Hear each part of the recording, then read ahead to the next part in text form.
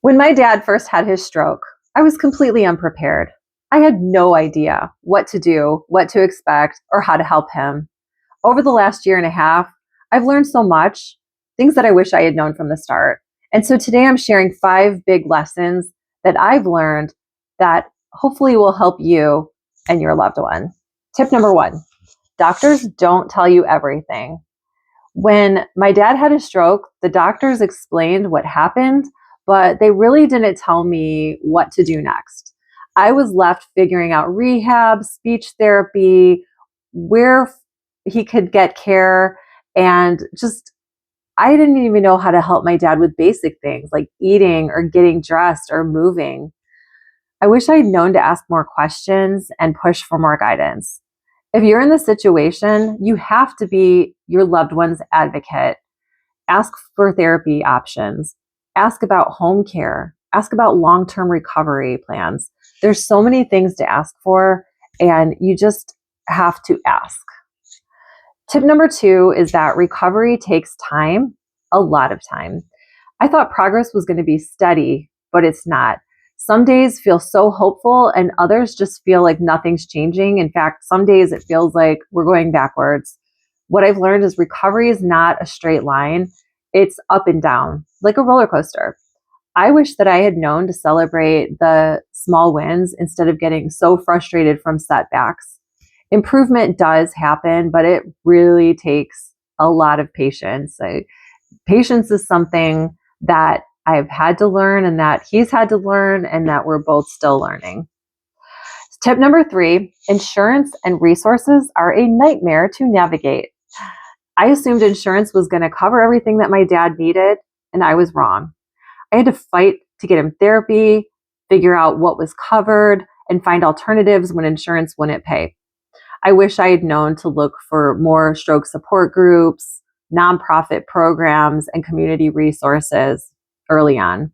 If you're struggling with this, don't be afraid to ask for help, but you also have to do your own research. I've learned a lot of things just from looking things up online. There are options out there. I'm still learning what they are, and I would love to hear what options you found, and I'm going to be sharing options that I found as well. Tip number 4, you have to get creative with communication. My dad has aphasia. He also has apraxia. It means he struggles to communicate, basically. He knows what he wants to say, and everybody's different with aphasia is another thing, but like he knows what to say. He just doesn't know how to express himself. And sometimes he doesn't even have the motor skills because of the apraxia. He can't make the sounds or do the hand motions to show me. People ask me, can he draw? Can he write? No, he cannot do any of those things right now. So I wish that I knew that communication wasn't just about words. It's a combination of gestures, pictures, even apps that make a huge difference.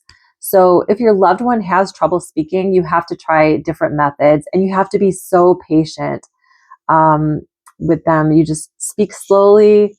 There's so many things. Just be patient. Tip number 5, caregiver burnout is real and it's okay to take breaks. When my dad first had his stroke, I didn't want to bother anybody or ask people to sit with him. I sat with him day and night in the hospital for the week that he was there. And when he left the skilled care facility, I tried to bring him home and do it all myself. I thought I had to do everything myself, but caregiving is exhausting. Any of those of you who have done it know it's exhausting. Burnout is real. And I wish I'd known it's okay to ask for help, take breaks, and take care of myself too. You cannot pour from an empty cup, and your loved one needs you at their best. And in fact, if they probably, even if they can't communicate it, they probably want you to take care of yourself too. They probably feel bad when they see that you're working so hard in their behalf. And even though they appreciate it, they also want you to take care of yourself too. So these are just a few of the things that I wish I had known when my dad had a stroke. If you're going through this, just know you are not alone. If this video has helped you, please like, subscribe, and comment below with something that you wish you had known early on.